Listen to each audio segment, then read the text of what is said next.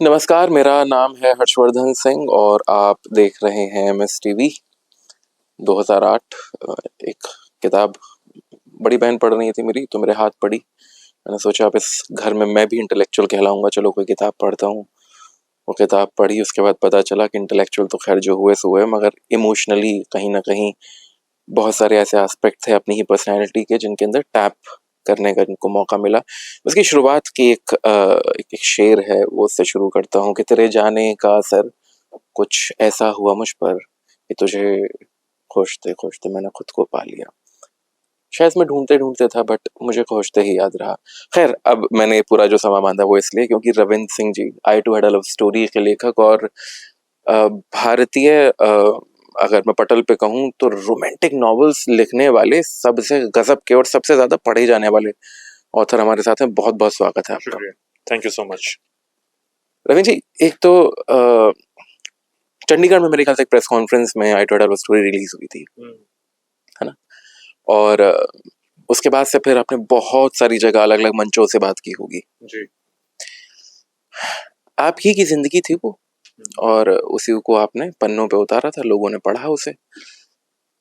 अब इतने समय बाद आपकी जिंदगी जो इतने सारे लोग जानते हैं, उसके बारे में जब बार बार बात करते हैं, तो क्या लगता है कि कुछ शायद चीजें तब रह गई थी, अभी दोबारा उसी समय की बातें कुछ और लिख सकता हूँ, या कुछ कुछ इस तरीके का? What's your like stand right now about the feelings that you had once you wrote that and now?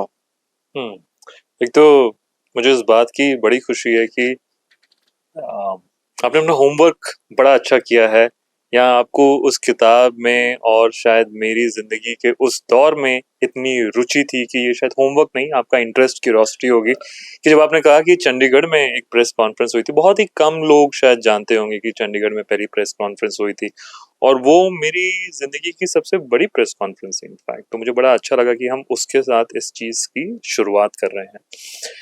जहां तक रही बात की वो जीवनी लिखी जा चुकी है, और आज मैं क्या ये सोचता हूँ कि उसमें जाके कुछ और एडिशन या डिलीशन कर सकते हैं, तो ये ख्याल हर क्रिएटिव इंसान के जहन में आते ही हैं। क्योंकि आज मैं 42 वर्ष का हूँ, तब मैं 26 साल का था। एक 42 वर्ष का इंसान जिस तरह से चीजें सोचता है, वो 26 साल का इंसान नहीं सोचता है। जी। कुछ हम में अच्छाइयां जुड़ती हैं, कुछ बुराइयां जुड़ती हैं, कुछ वक्त हम में तब्दीलियां लेके आता है, तो वो हमेशा ही रहेगा। 50 साल वाला रविंदर सिंह शायद 42 साल वाले रविंदर सिंह की जिंदगी में कुछ बदलना चाहता होगा। तो ये बदलाव ही एक चीज है जो स्थायी रही है, वो हमेशा रहेगा। पर मुझे लगता है कि खूबसूरती इस चीज में है कि जो चीज जिस तरह से उस दौर में लिखी गई थी, उसे उस दौर में उसी तरह ही छोड़ देना चाहिए। वो खूबसूरती है। अगर हम अपने पास्ट को भी अपने प्रेजेंट के नजरिए से देख के उसमें बदलना चाहेंगे, तो शायद वो जिस तरह से इमोशनली टच किया था लोगों को, वो शायद वो अपना काम ना कर पाए। बिल्कुल।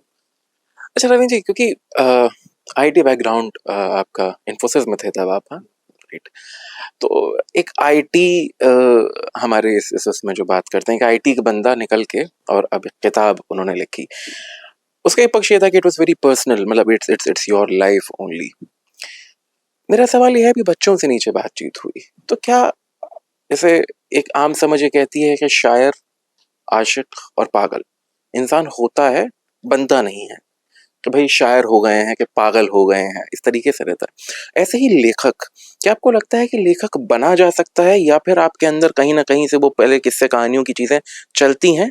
हाँ, प्रोफेशनली उस चीज को परस्यू करना बाद में आ सकता है। What's your take on it? मुझे लगता है इस चीज से मैं सहमति रखता हूँ कि आपके अंदर वो एक कीड़ा वो होता है। जी। कई बार कुछ लोगों को वो बचपन से पता होता है कि यार ये मेरे अंदर है। कई बार हालात इस तरह से बन जाते हैं कि अब मौका मिलता है आपको अपने आप को समझने का कि मैं हूं क्या। मुझे लगता है कि the difficult time of your life brings the true you. हम जो है ना अंदर, जब हम एक बुरे वक्त से गुजर रहे होते हैं, हम वो बन जाते हैं जो हम ट्रूली हैं। अच्छे समय में तो मैं आपको अपना अच्छा चेहरा ही दिखाऊंगा, बट मेरा असल चेहरा, और मैं ये नहीं कह रहा हूँ कि असल मतलब खराब चेहरा, मैं असल मैं क्या हूँ वो जब मैं बुरे दौर से गुजरता हूँ। जब इंसान बुरे दौर से गुजर रहा होता है ना, उसको दिखावा नहीं करना होता है जी। उसे लोगों को बताना होता है, वो थक चुका होता है। वो इस टाइम पे ये कहता है कि मैं जो हूं ना, मुझे वैसा रहने दो। और यहाँ पे कुछ लोगों को ये समझ में आता है कि तुम ये नहीं हो, तुम्हें ये अच्छा लगता है। शायद मेरी जिंदगी में वो दौर 2007-2008 में आया जहां मुझे लगा कि यार ये करना है। क्या वजह है, क्या एक बेस्ट सेलिंग ऑथर बन पाऊंगा, क्या ऑथर ही बनना है, ये सब सवाल नहीं थे। ये करना है इतना पता था। जब वो किया तब लोगों ने काफी सराहा। अब भी ये नहीं पता था कि ये कंटिन्यू किया जा सकता है। मैं नीचे बच्चों से भी बात कर रहा था, मैं ये कह रहा था कि आपका सेकंड वर्क वो होता है सही मायने में आपका लिटमस टेस्ट।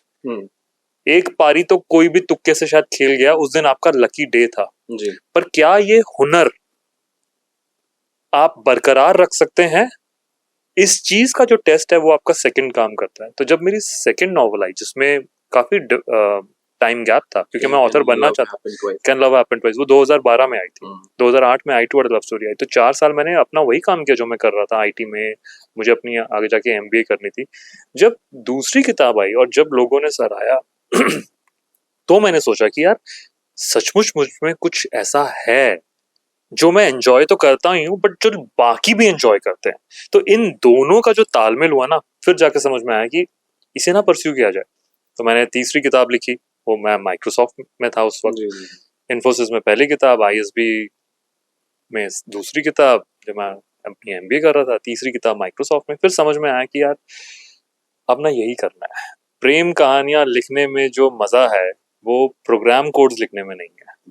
जब ये समझ में आ गया तो फिर उस दुनिया को अलविदा कर दिया और इस दुनिया के लिए बाहें खोल दी। वैसे आजकल तो प्रोग्राम कोड्स और प्रेम कहानियां दोनों लिखने के लिए बहुत सारे लोग एआई का सहारा भी लेते हैं। एआई आ चुका है ना, तो और वो प्रेम कहानियां किसी दूसरे को पढ़ाने के लिए नहीं, अपनी खुद की प्रेम कहानियां जीने के लिए। कई बार I got a call from someone and said के मेरी सिचुएशन ये है, मैं एआई से पूछ रहा हूँ मैं क्या करूँ। खैर एक एक दूसरी चीज, रविंद्र जी, पहली नॉवल जो आई वो आपकी जिंदगी की एक एक हिस्सा जो थी उनकी वजह से थी, और 2012 में फिर दूसरी नॉवल आई, वो भी मेरे ख्याल से, अगर मैं गलत नहीं, खुशबू जी के बाद, उनके मिलने के बाद मेरे ख्याल से वो सारी चीजें हुई। How did you articulate it, the presence, the involvement and the touch of a person who was there in your life in your professional journey? So the second novel is not about खुशबू। मुझे लगता है कि मेरे लिए important ये है कि जो मैं फील करता हूँ, जो मैं एक्सपीरियंस करता हूँ, उन्हें लिखना। तो मेरी मेरी राइटिंग के दो सोर्सेज हैं, खुद के personal experiences and observation. Observation होती है दूसरों की। जी। कई बार उन ऑब्जर्वेशंस में मैं खुद को डालता हूँ। अगर मैं अपने आप को उन शूज में रखूं तो मेरी जिंदगी किस तरह की होती, यहाँ पे मैं क्या जवाब देता अगर मुझसे ये सवाल पूछा जाता, अगर मेरी गर्लफ्रेंड मुझे ये कहती होती तो मैं क्या करता। जब मैं अपने एक्सपीरियंसेस और दूसरों की ऑब्जर्वेशन में अपनी सोच को मिलाता हूँ, मुझे लगता है कि यार ये जो बात है ना, इसके लिए श्रोतागण मिलेंगे, क्योंकि कहीं ना कहीं वो भी इस चीज से गुजर रहे होंगे, वो रिलेट कर पाएंगे। और मैं उन सारी चीजों को भी डिस्कस करना चाहता हूँ जो जिसे शायद समाज डिस्कस नहीं करना चाहता है, महसूस तो करता है पर उसके बारे में बात नहीं करना चाहता है। मेरी किताब आई थी this love that feels right, उसमें मैंने for the very first time extra marital affairs को डिस्कस किया है, the school of open marriages को डिस्कस किया है। क्यों लोग कहते हैं कि यार it's a bad thing, I am not taking position, but ये जो सवाल है कि रादर देन सेइंग कि यार ये गलत है, ये तो सब कहते हैं कि गलत है, मेरी रुचि इसमें है कि ये हुआ क्यों पहले, why did it come into picture. अगर हम एक के साथ प्यार में है तो फिर वो दूसरा इंसान क्यों आता है, क्या वजहें होती है, यहाँ क्या पूरा नहीं पड़ता है कि वो आता है, और क्या हमेशा वो तीसरे इंसान की ही गलती होती है? क्या ऐसा हो सकता है कि इन दो इंसानों में ही कुछ कुछ गलत हो, कि बुनियाद ही इतनी फ्रजाइल थी कि वो वैसे ही नहीं रहने वाली थी? तो मेरी रुचि इस चीज में होती है कि यार सही सवाल क्या होना चाहिए इससे पहले कि हम करें यार ये तो गंदा है। तो मैं उस बारे में बात करना चाहता हूँ हमेशा। मुझे लगता है कि क्योंकि रोमांस पे लिखता हूँ मैं, रोमांस हैज सर्टेन कोरिलेशन कि इंटीमेसी के साथ। जब इंटीमेसी का सब्जेक्ट आता है फिर हम सेक्स की बात करते हैं, और हमने समाज में ऐसा क्यों बना दिया है कि why have we associated pleasure with shame? क्यों बना दिया गया है? एक तरफ हम कहते हैं हम कामसूत्र हमारे यहाँ से आई थी, हम we are the land of Kamasutra, फिर हम दूसरी तरफ इसको ऐसे शर्मिंदगी की नजर से क्यों बना देते हैं कि क्यों ऐसे वो वीडियोस जाते हैं और क्यों सिर्फ एक नारी का कैरेक्टर उछाला जाता है? क्यों मंदिरों में वो, मुझे कितनी बार लगता है कि अगर हमारे पास खाजुराहो या कोणार्क के मंदिर ना होते तो हम डिबेट ही कैसे कर पाते, अपना पक्ष रख ही कैसे पाते? थैंक गॉड ये कुछ मंदिर एग्जिस्ट करते हैं, थैंक गॉड कि उसे किसी ने तोड़ा नहीं, वरना हम अपना पक्ष ही नहीं रख पाते। तो मुझे लगता है कि मुझे इन सब बातों में बहुत रुचि है, मुझे सवाल उठाने में कि ऐसा क्यों है, question the system, question the understanding, question what society is condemning and why. मुझे अपनी किताबों से इन सवालों को पूछने का और लोगों को जागरूक करने का एक मौका मिलता है। तो while a lot of it is experience, more than that is observation, और मैं सोचता हूँ कि खुद को अगर रखूं तो मैं क्या पूछना चाहूंगा उनसे। द लास्ट क्वेश्चन रमन आपसे, आपने कहा बहुत सारे सवाल, मुझे मंटो याद आते हैं कि ये समाज नंगा है और इसको कपड़े पहनाने का काम मेरा नहीं है, अगर नंगा है तो मैं इसको नंगा ही लिखूंगा। आप किसको पढ़ते हैं जब आप एज एन ऑथर नहीं काम कर रहे हैं, जब आपकी कलम नहीं चल रही है, उंगलियां और आंखें चल रही हैं और जहन में कुछ जा रहा है? कौन से वो राइटर्स हैं, कौन से वो लेखक है, कहानीकार, कथाकार कौन है जिन्हें आप पढ़ते हैं? मैं आजकल अलग अलग फॉर्मेट से चीजें कंज्यूम कर रहा हूँ, सिर्फ लिखित नहीं। आज हम जिस दौर में रह रहे हैं वहाँ काफी सारी रील्स बन रही हैं, उनको मैं, ज्यादातर रील्स को मैं इग्नोर करता हूँ, बट कुछ कुछ लोग हैं जो आपको सोचने पे मजबूर करते हैं। इस तरह का कंटेंट मैं देख रहा होता हूँ। मैं अभी एक किताब हाल फिलहाल में मैंने खत्म की, एटॉमिक हैबिट्स। ठीक है, इस किताब के थ्रू मुझे ये समझ में आया कि चीजें जो हम बदलना चाहते हैं कितने आसान नुस्खे हैं, और जो मैं सोचता था कोई और भी ऐसा सोचता है, इस चीज की जब मुझे वैलिडेशन होती है तो मुझे बड़ा अच्छा लगता है कि अच्छा हाँ, इस चीज को इन वर्ड्स के साथ या इस एग्जाम्पल के साथ परोसा जा सकता था। मैं हमेशा से ऐसा सोचता था, बट अब मुझे समझ में आया कि इसका ये नाम है। एक एक शख्स हैं ईस्था पेरेल, उनको मैं फॉलो करता हूँ। उनका जो कंटेंट है वो मोस्टली राइटिंग या ऑडियो वीडियो के थ्रू बता रही होती है ऑन रिलेशनशिप्स। मैं उनको बड़ा फॉलो कर रहा होता हूँ। मनी हैबिट्स के ऊपर मैं काफी सारी चीजें पढ़ रहा होता हूँ। हाल फिलहाल में मेरा रुझान हो गया है नॉन फिक्शन ज्यादा कंज्यूम करने का देन फिक्शन। पिछले 1-2 सालों में मैंने सिर्फ नॉन फिक्शन ही पढ़ा है। In fact I am working on my next book which will be my first non fiction. तो जिस तरह का रिलेशनशिप का कंटेंट मैं बना रहा हूँ सोशल मीडिया पे, मेरी कोशिश है कि मैं ऐसी एक कहानी बनाए से कहानी, एक नॉन फिक्शन जिसके अंदर छोटी छोटी कहानियां होंगी, but they all will cater to the non fiction world. तो मैं उस पर भी काम कर रहा हूँ।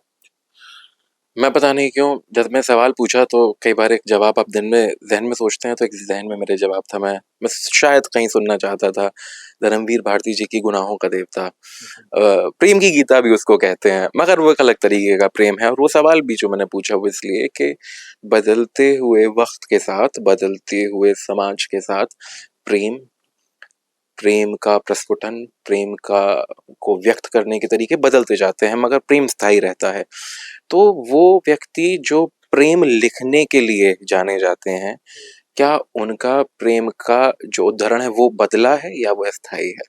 बहुत बहुत शुक्रिया आपका रवीन जी कि आपने सबसे पहले तो आई टू लव स्टोरी लिखी और वो हमें पढ़ने के लिए मिली, और उसके बाद आज आप यहाँ आए, स्टूडेंट से बातचीत की, हमें वक्त दिया। बहुत बहुत शुक्रिया आपका। Thank you so very much. और आपने जो बात कही, मेरे लिए प्रेम की परिभाषा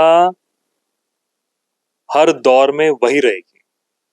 जो बदल रहा है वो है हमारे रिश्ते. Love is the constant. Relationships are the ones which have undergone a lot of change and will continue to go through a lot of change. Thank you very much. Pleasure.